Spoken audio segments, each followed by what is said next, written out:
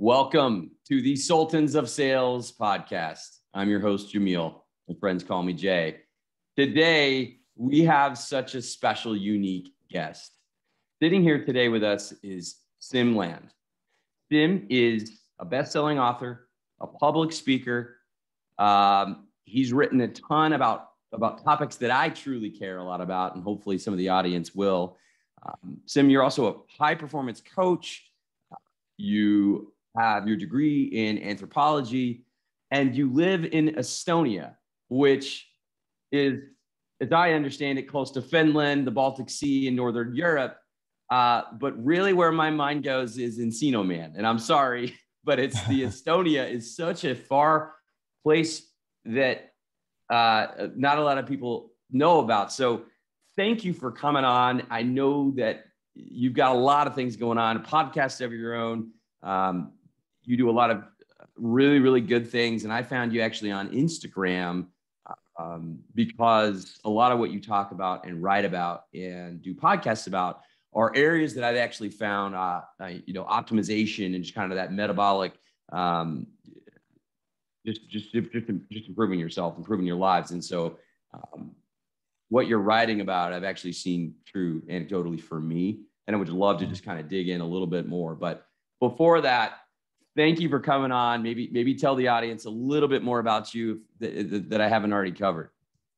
Yeah, thanks for inviting me. And like you mentioned, I'm from Estonia, and what I do, or what I'm known for mostly, is this biohacking and health optimization. And I live actually in an island in the Baltic Sea. So I've just grown up here, and always been interested in health and performance.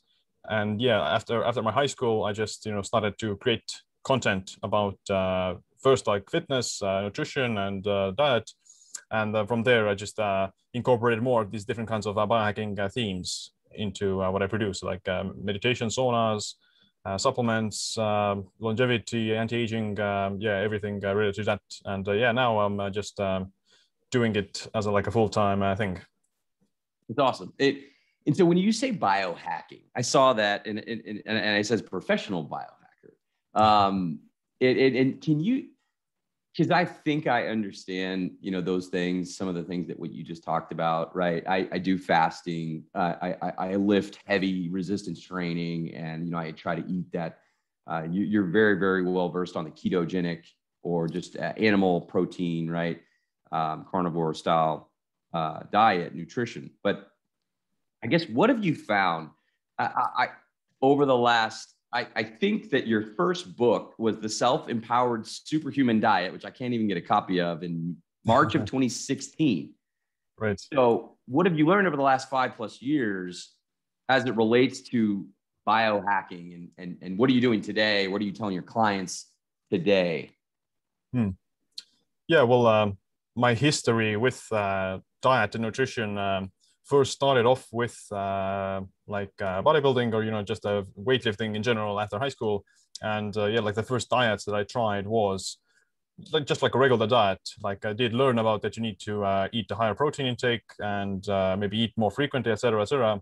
I tried that, it worked a little bit, but I also stumbled upon this thing called intermittent fasting, where you actually just eat twice a day or once a day. And I tried that out as well, and that actually suited me a lot better. Like, I find it more enjoyable, and it was more easy to lose body fat with, and made the diet itself a lot easier. And that was kind of the first, let's say, this biohacks or this nutrition related strategies besides just eating clean that I stumbled upon. And that's what I've used a lot, not only for the health benefits, not like the fitness benefits, but also like the health benefits that are associated with that.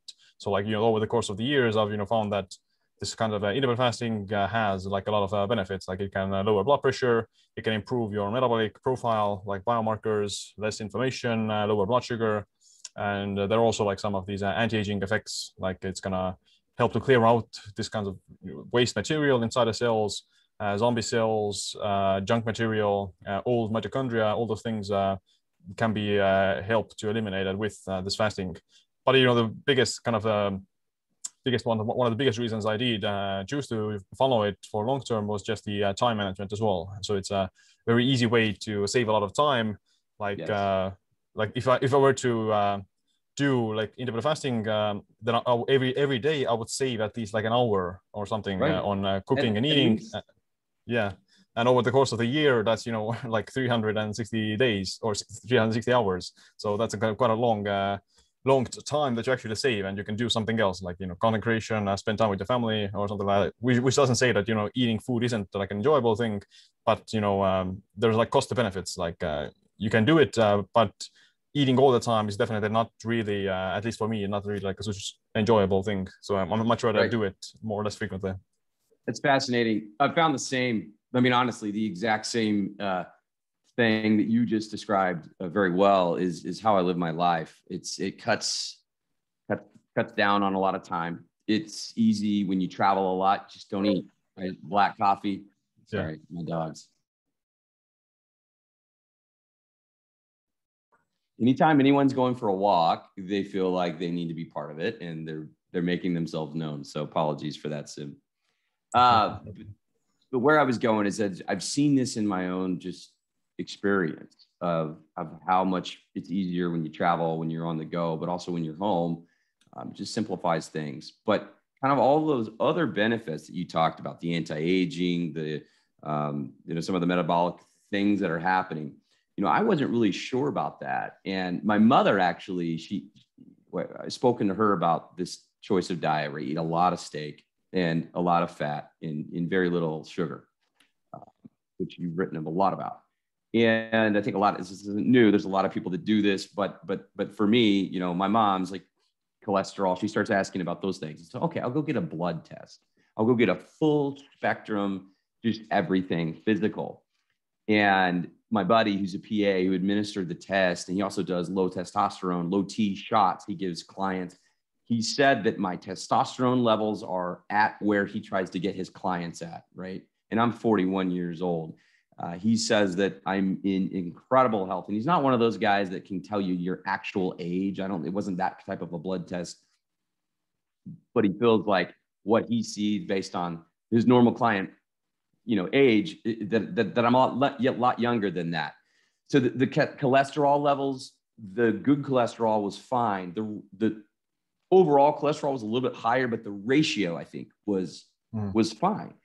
And that's fun, or not fun. That's great for me to tell my mother, so, Mom, you can calm down. I can keep eating, the way that I'm eating and doing this lifestyle, but also more so just like, for me, it feels like it's backing up what my body's telling me.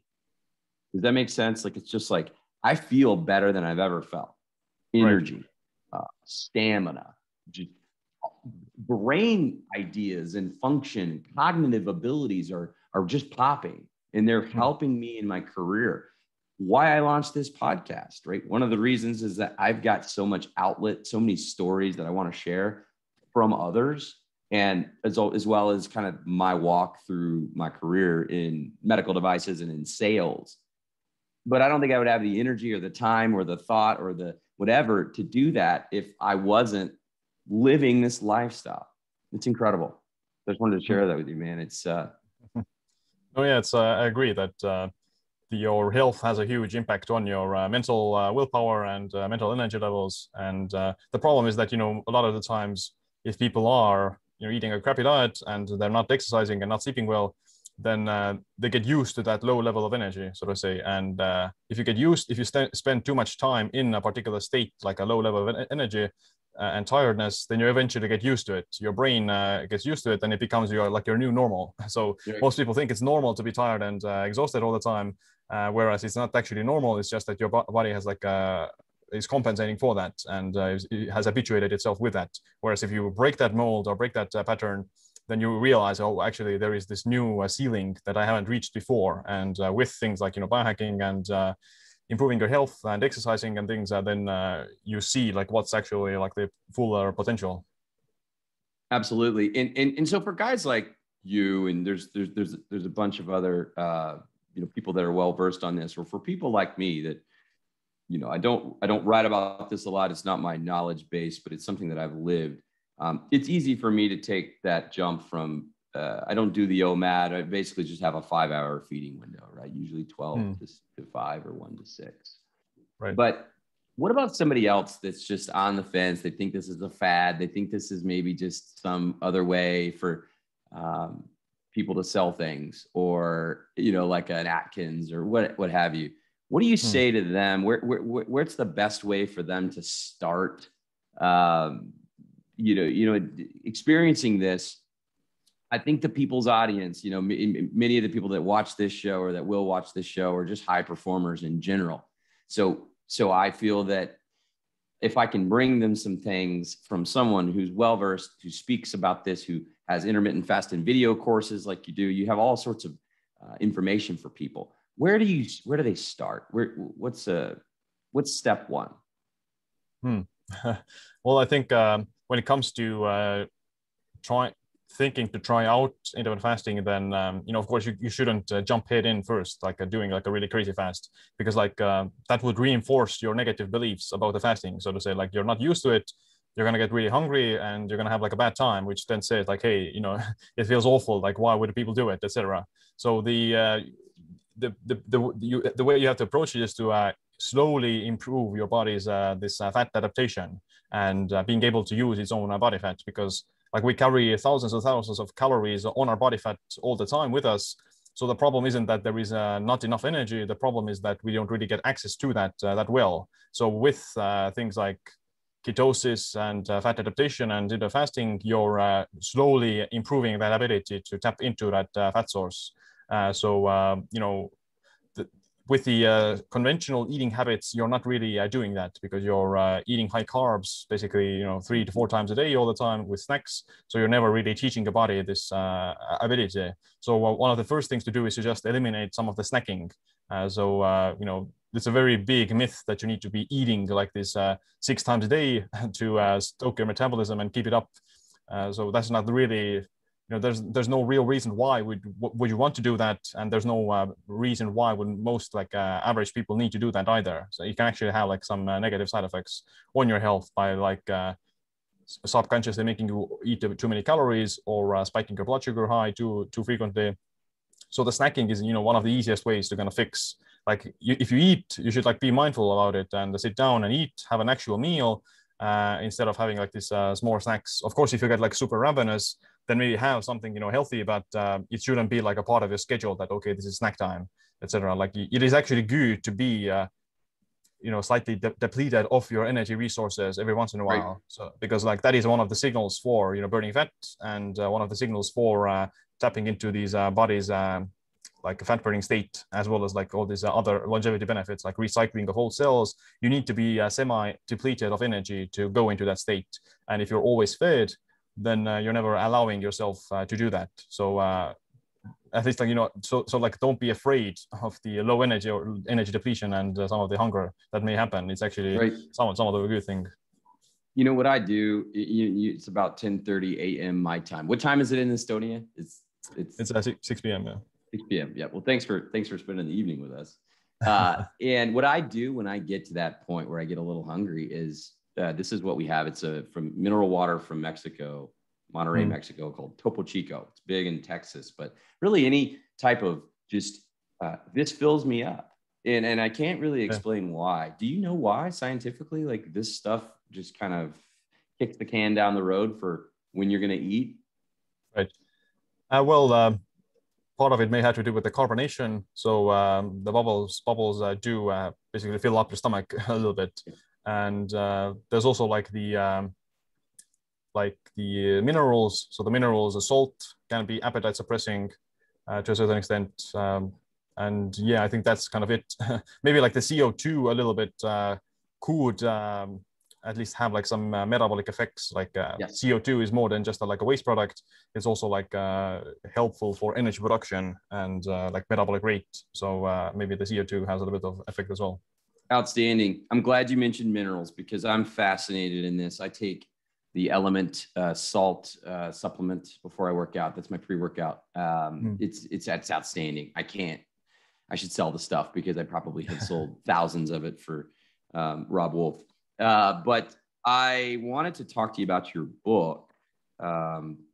did you collaborate with Dr. James? I can't pronounce it. Nicolansoni, yeah. Yes. Talk about that. That's the mineral fix. The mineral fix, yeah.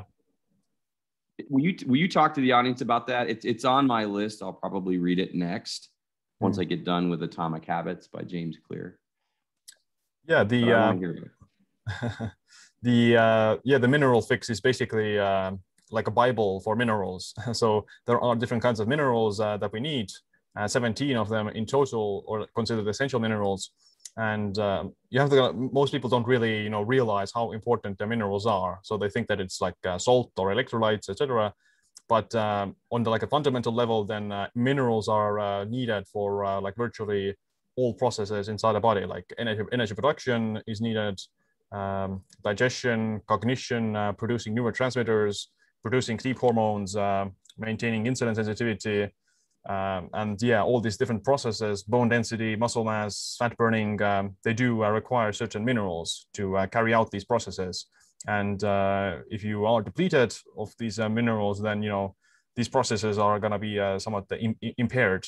And mineral deficiencies aren't like, let's say, so common that they're like, detrimental to our health because most people are eating too many calories. So they are getting some minerals from there. But the studies do find that 1 in 3 out of Americans is approximately deficient in up to 10 minerals, or at least that they're not getting like the optimal amounts. So they're somewhat lower in them. And, that can have like a huge, let's say, negative effect on at least like the quality of your life. You may be, you may lack some of the energy, you may be more tired more often, you may have like poor blood sugar regulation, you may have higher blood pressure, etc., depending on the mineral. So yeah, like the mineral fix is just a book about all these different minerals, what are their roles, what does the research say about them, how much do you need, what kind of ratios do you need to have them in with the other minerals, what kind of foods do you get them from, supplementation, and etc. Yeah, that's so okay. Can you go there a little bit too? Like, how much of the minerals are we getting from our natural foods, or grass-fed steak versus? Because I love some of the stuff. Your Instagram is one of my favorite pages. I really like when you get into the stories where you have like the I think yesterday's or the day before where you got water coming out and then a fix like a Band-Aid, and you just kept changing and so. Can you talk a little bit about minerals that we're getting in our food versus minerals that we need for supplementation? I mean, I'll get your book. I highly recommend everyone should get your book, The Mineral Fix. We can put it in the YouTube show notes. But talk about that a little bit. Yeah.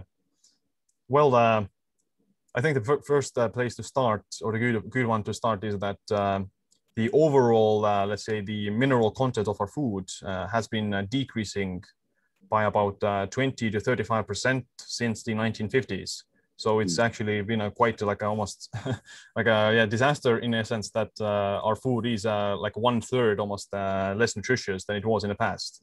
And the reason has to do with all these chemicals, pesticides, herbicides, fertilizers, agricultural practices, erosion, etc., those kinds of things. They deplete the soil of the bacteria, and the bacteria are one of the, at least part of the reason why there is like minerals in the soil in the first place. And then the plants don't absorb the minerals, and that's the thing. So like generally, like the organic food does have more minerals and vitamins and other nutrients. And also like food processing, like refining of grains, processing of oils, processed food in general is pretty much zero in all these minerals because it's processed. That's why there's been like all these fortified foods, like fortified grains and cereals with iron, fortified with iodine, salt, and those things to kind of prevent these serious malnutritions. And yeah, like most, let's say, if you are eating like a really good clean diet, whole foods, then you may be getting most of the minerals in the optimal amounts, at least like most of them. There are still some that you may be deficient of, like magnesium is one of the biggest mineral deficiencies, probably the number one. That magnesium is just very hard to find in whole foods as well. Like it's found in pumpkin seeds, chia seeds, spinach, almonds, salmon, but it's not in like other really other foods. So most people would be at least needing a bit more magnesium. So like it's also depleted by stress and sleep deprivation, and insulin resistance depletes that. So yeah, like just our demand for magnesium is higher than it was maybe in the past. So magnesium is probably one of the ones that, you know, I'm supplementing as well, and most people would need it at least every once in a while. Then the second one I think that is pretty common is a boron. Boron is it's not like considered like an absolute essential mineral, but it does have like some essential functions.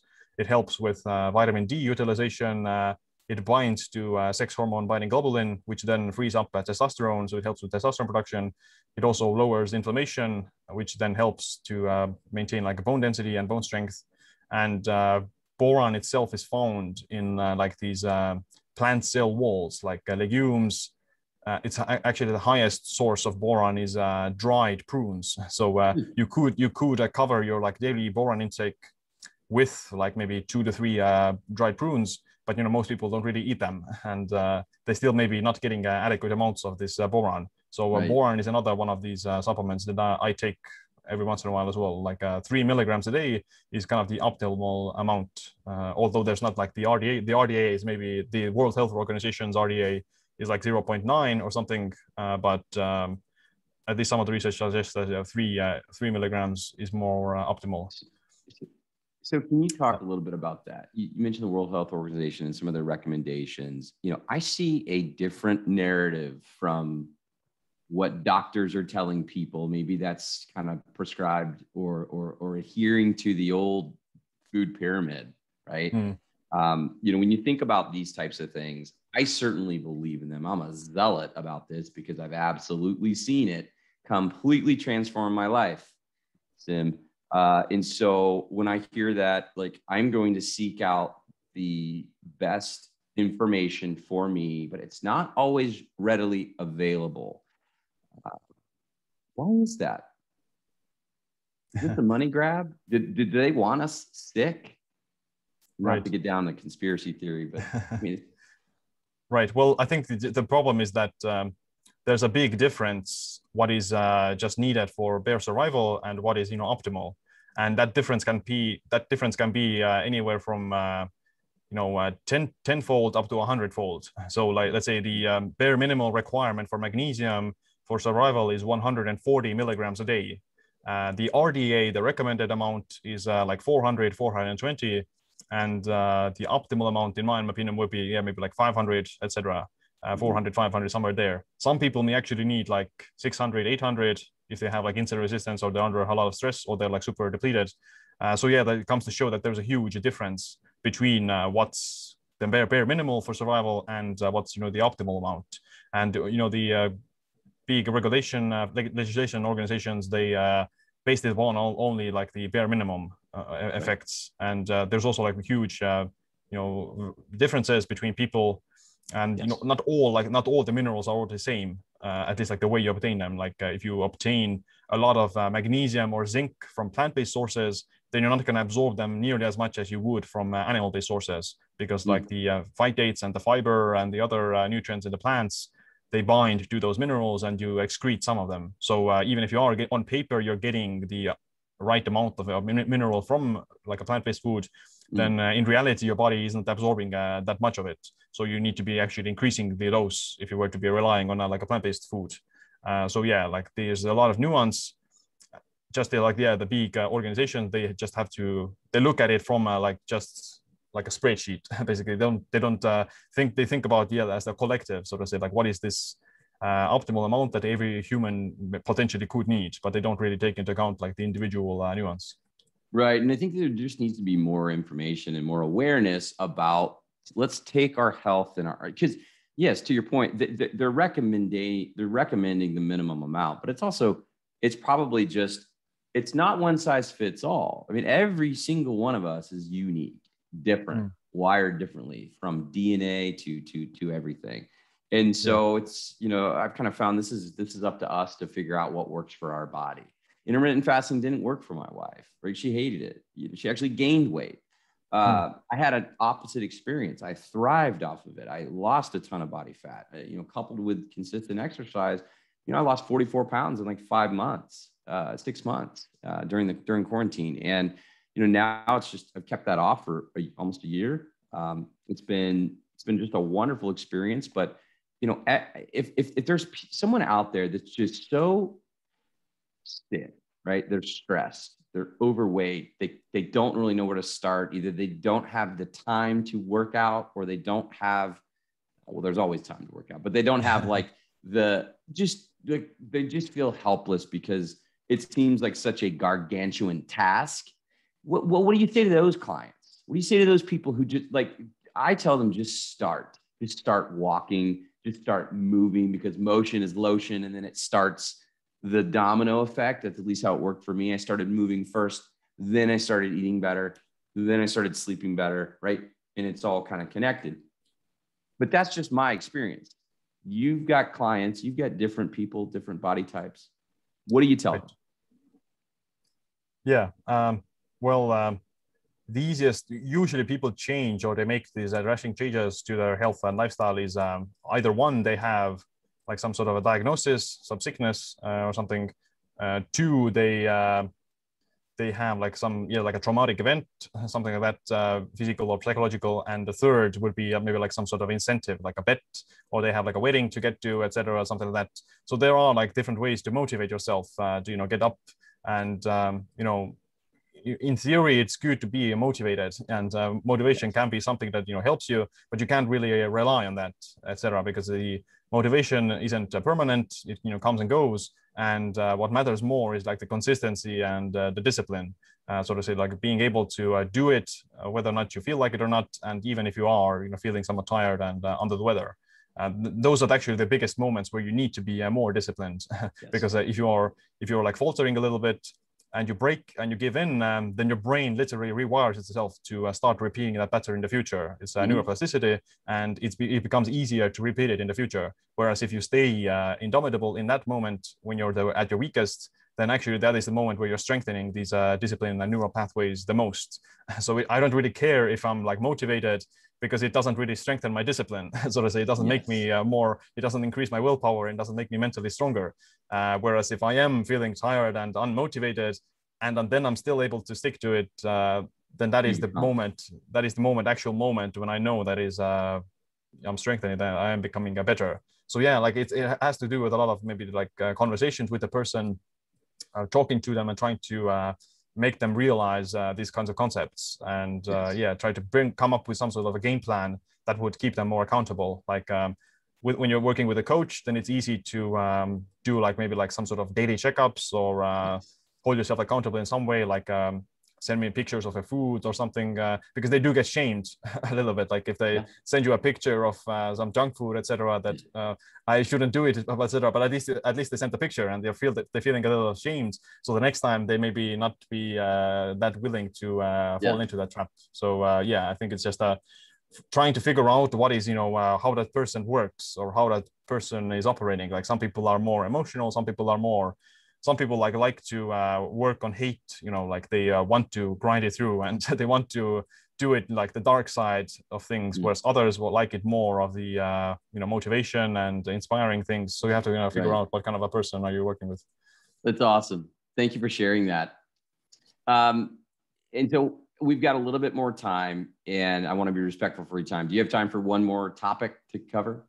Yeah, for sure. Yeah, no problem. So you talk a lot about Stoicism, and I saw that you recommended a few books. I think somebody asked you the top 3 books, and you led with The Obstacle is the Way by Ryan Holiday, How to Think Like a Roman Emperor by Donald Robertson, and then On the Shortness of Life by Seneca.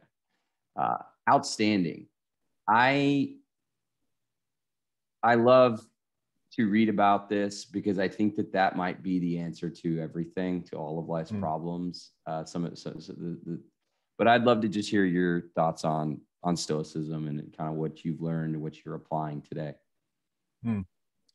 I think Stoicism is something like when you adopt some sort of a Stoic philosophy, then your life does become somewhat easier, at least like subjectively. So you start to reframe things in a more positive way, so to say, because with Stoicism, one of the key tenets is that you can't really control outside events. You can only control your own response to them. And what matters most is, what you do and how you react to things.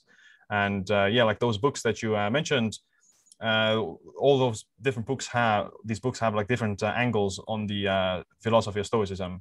So the Seneca book talks about a lot about life and death, and actually sounds morbid and depressing, but actually when you read it, you become more motivated because you realize that your time is finite, and like the actual quote from Seneca from the book is that it's not that life is short, it's just that most people waste it.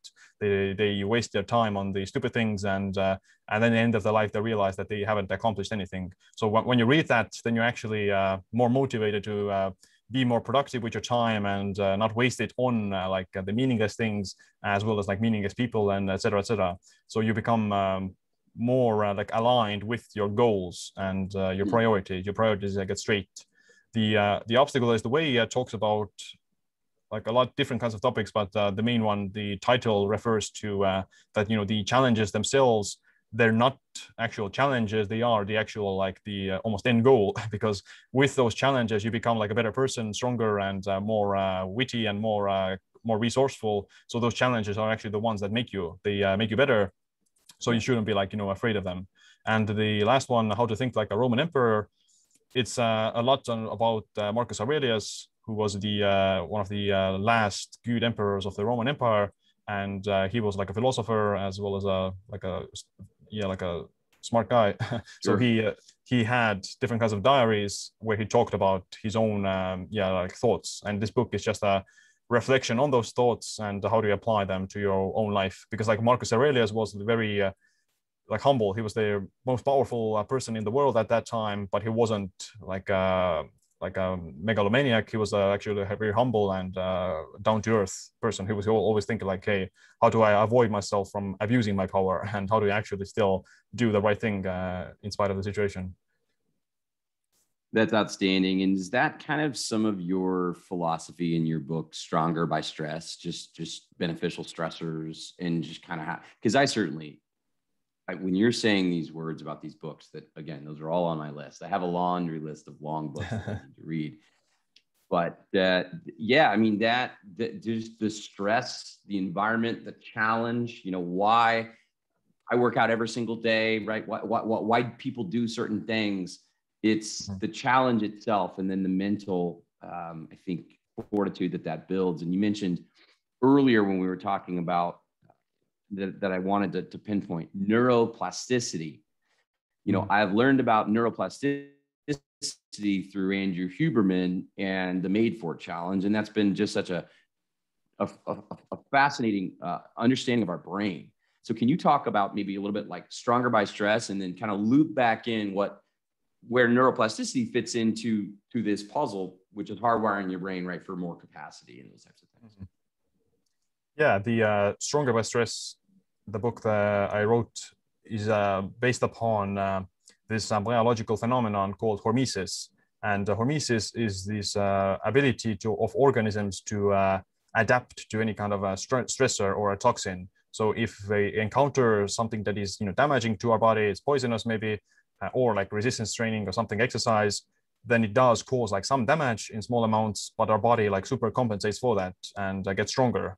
And yeah, Stronger by Stress talks about different kinds of these stressors: the sauna, the cold, exercise, fasting, different diets, foods, and radiation even. And yeah, we like psychologically, it's also like a pretty powerful concept, because the research does find that if people are sad, if they're thinking that the stress is harmful to them, then it actually is. So, but if you don't think that, then it isn't. It doesn't, like, at least it has like a smaller pain response and smaller negative effect on the body on a physiological level. So your perception of the events that are happening to you quite literally like determine what the response is going to be.